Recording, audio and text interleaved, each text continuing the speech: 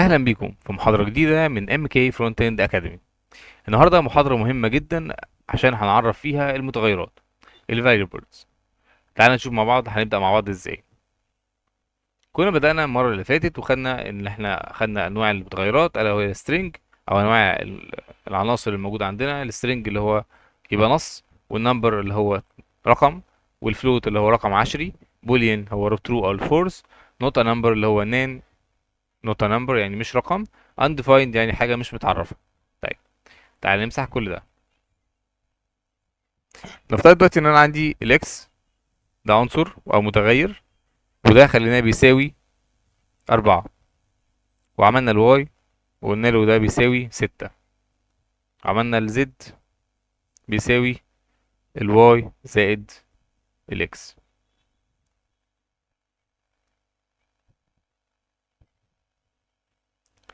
تعالى كده نعرض الخاصية او نعرض العنصر اللي هو زد. سيف. تعالى نشوف مع بعض. المفروض يطلع لنا 10. ادي اللوج بتاعنا وادي 10. ممتاز جدا. طيب تعالى نكمل مع بعض. ايه بقى اللي احنا كتبناه ده اصلا؟ اللي احنا كتبناه دي متغيرات او ده تعريف فكرة المتغير.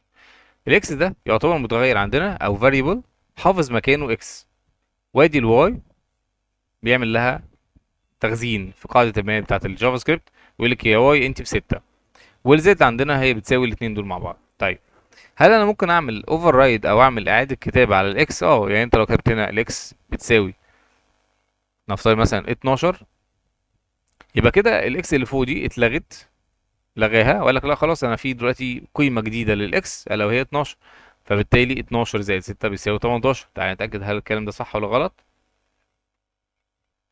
بالفعل 18. طيب يبقى هي كده الفكره كلها بنعمل لها متغيرات. المتغير ده بيتغير نتيجه الحاجه اللي انت ممكن تكتبها بعد كده. ادي الاكس عرفناها مره واتنين. طيب هل احنا كده بنكتبهم يعني يعتبر ايه من غير اي تعريف او اي حاجه ومش عارف كان ده اصلا متغير ولا لا؟ قال لك والله في دلوقتي عندنا ثلاث اشكال للمتغيرات. اول متغير ممكن نقدر نكتبه باسم var.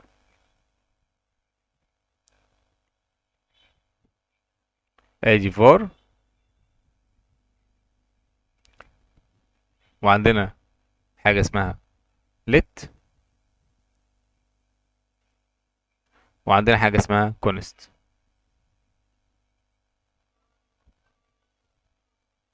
طيب ليه هو اصلا كاتبين ثلاث حاجات او ليه عاملين ثلاث اختيارات؟ لكل حاجة ليها نوع معين. تعال بس الاول نتأكد ان هم شغالين ولا لا. لو افترضنا ان احنا عملنا var ادي الاكس بيساوي 5، وادي الليت الواي بيساوي 4، وادي الكونست الزد بيساوي الاكس زائد الواي. تعالى نعرض اللوج بتاعنا.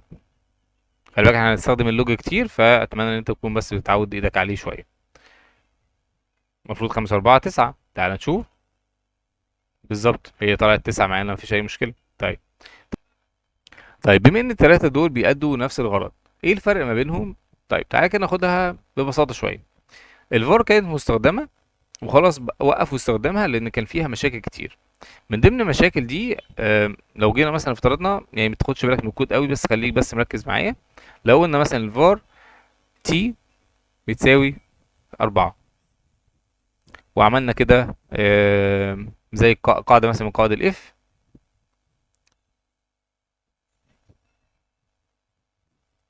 كتبنا جواها مثلا ادي الفار تي تساوي 3. هو هيمشي على انهي حاجة؟ هيمشي على 3، في حين انت دلوقتي المفروض تبقى متعرف اصلا التي فوق باربعة، وانت عرفتها تحت 3، فبالتالي عملت اوفر رايد عليها، وده مش من ضمن الحاجات المظبوطة اللي انت المفروض تعملها.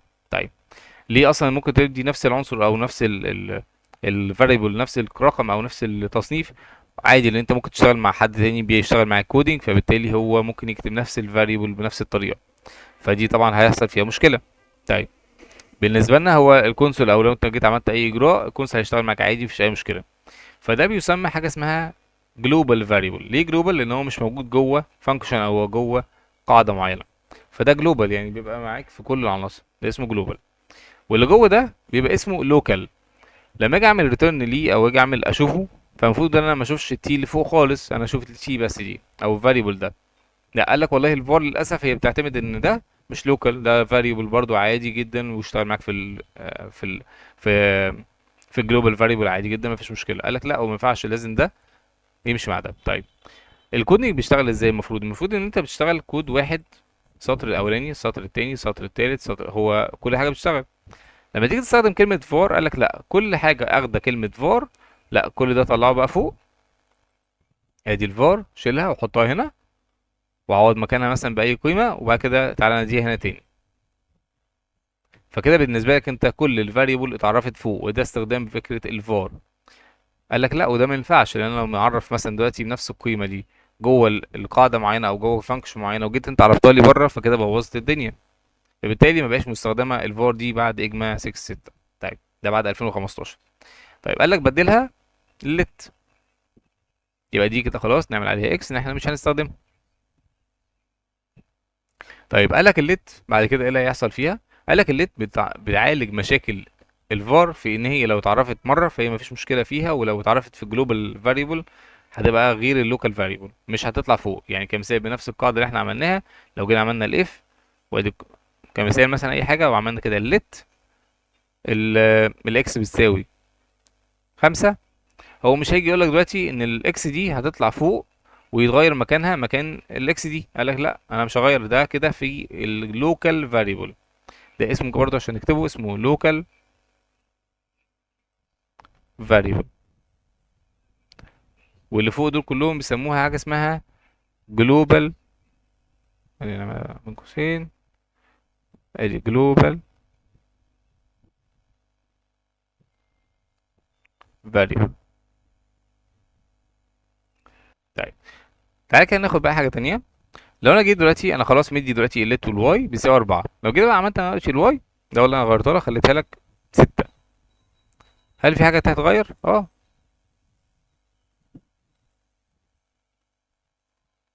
خلي بس ده تحت شويه عشان نبدا نغير. تعالى نشوف،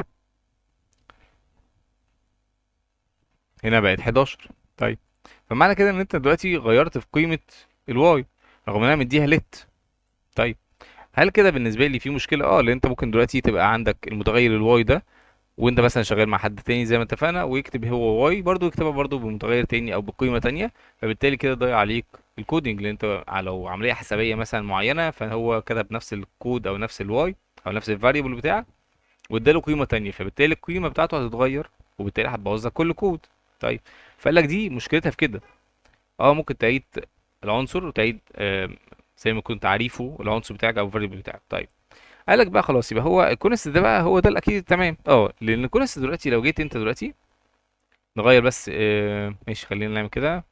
ادي كونست وادي تي تساوي 10، قلت لك والله انا هعمل دلوقتي التي هتساوي 20،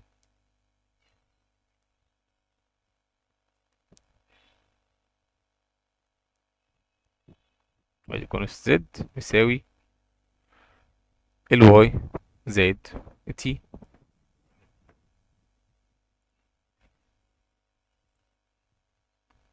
هو مش مديك ايرور هنا، خلي بالك مفيش اي حاجه تمام. تعال بقى نخش على الصفحه بتاعتي، بص هيبقى مديك ايه. انكوت ايرور، طيب ايرور invalid assignment to const t. قال لك والله للاسف انا مش هقدر اديله، هتعمل له ري اساين او اعمل لك اساين تو كونست دي وانت اصلا اوريدي معرفه، فبالتالي مش هيتغير. قال لك والله الغلطه فين؟ الغلطه في كود رقم 13 او في لاين 13 من الكود. تعال نشوف فين يا عم لاين 13. ادي لاين 13. قال لك والله انت معرف التي دلوقتي انها 20 وهي اوريدي متعرفه كونست تي 10، فبالتالي مش هينفع. فهي دي بقى الفكره في التلاته. طيب استخدم ايه او ما استخدمش ايه؟ طيب دي بتعتمد طبعا على البروجرامينج بتاعك. لو حاجه بسيطه تقدر تستخدم الليت او كونست عادي جدا، او حتى كمان تستخدم الفاريبل مفيش اي مشكله. ولكن احنا في المشاريع المتقدمه مع بعض هنستخدم الكونست، وده الكونست ده هو الاساس بتاعنا. احنا بس عشان بنستخدم الفاريبل كتير فاحنا بنستخدم الفار مؤقتا، انما احنا في الاساس بنستخدم كونست. وان شاء الله احنا مش هنحاول نستخدم الفار ده كتير، هنستخدم الكونست بس عشان تبقى انت متعود عليها بشكل دائم. طيب مراجعة سريعة كده، خدنا ايه؟ خدنا المتغيرات، وعرفنا ان احنا في عندنا حاجة اسمها global variable و local variable. الجلوبال ده المتصفح كله بيشوفه، واللوكال احنا قلنا لو عندنا قاعدة زي if مثلا كمثال، وعملنا كده وعرفنا فيها المتغير بتاعنا كمثال، ادي اللت ب بتساوي 10 او بتساوي 5 كده، ده local variable. يعني ايه لوكال؟ يعني مش هتشاف الا الا جوه السكوب ده، او جوه جوه الجزء ده. تمام. اما الجلوبال بيتشاف فيه كل البراوزر او كل الجافا سكريبت. طيب، وعرفنا الفرق ما بين الفار والليت والكونست. الفار قلنا دلوقتي كنا بنستخدم تعريف العنصر عادي، وبتطلع فوق في وانت بتكتب في الكودينج، بتطلع هي اول حاجه. وكل ده اتغير مع الاجما 6، فمبقاش بنستخدم الفار على طول.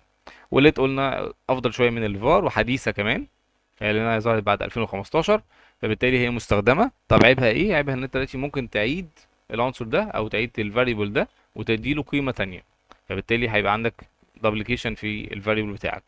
ووصلنا ان كونست هي افضل واحده فيهم، لان انت ما ينفعش تعمل لها يعني اعاده ري اساين، او ان انت تعمل لها كود جديد، او تكتب نفس الفاريبل ده وتكتبه تحت وتقول له والله اديته نمبر تاني.